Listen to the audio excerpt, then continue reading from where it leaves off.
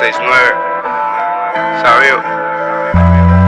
Días donde no comprendía el motivo de estar con vida, noches de nostalgia, la luna me acompaña, lleno de rabia, la ira me dominaba, pensamientos por sentimientos que no comprendo, perro bohemio, de niño sonreía todo el día, era feliz y ni siquiera lo sabía. Pasa el tiempo, pasan los años, se consume al igual que un cigarro. Entendí y comprendí el placer de estar vivo. Me prepara algo el destino, falta descubrirlo. Ya no lamentarme por ser perfecto, alegrarse por un corazón sincero.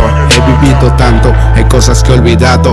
Trauma psicológico, te volvería loco. Un misterio en su cabeza, momentos de inconsciencia en mi adolescencia. Por la vagancia me lamentaba, por traicionar la confianza de quien su mano me brindaba. Por pendejadas no comprendía los códigos de la vida, sobre la calidad personal, el valor de la humanidad.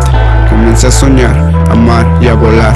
No busco ser alguien diferente, solo encontrar la paz dentro de mi mente. Reconocer un error, pedir perdón. Es claro de que tienes huevos, me criticaron, muchos se burlaron. No les guardo rencor por ser un soñador. Callar, solo escuchar, tarde o temprano la vida se encargará.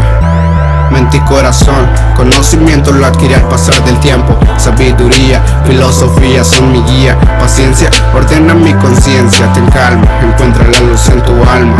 Cicatrices del pasado sana, sonreír por un mañana. Sentimientos, tienes que comprenderlos, no te dejes llevar por ellos. Analiza, visualiza el motivo de esa sensación. Diferente percepción, goza, ríe y baile, canta, que la calaca no descansa. Es triste pero cierto, perdón por lo directo. Traiciones en el trayecto, despertar un odio.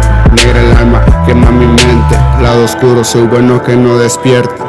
Que la bestia no reviva, esto no es fantasía. Lo dice el espectro de la poesía.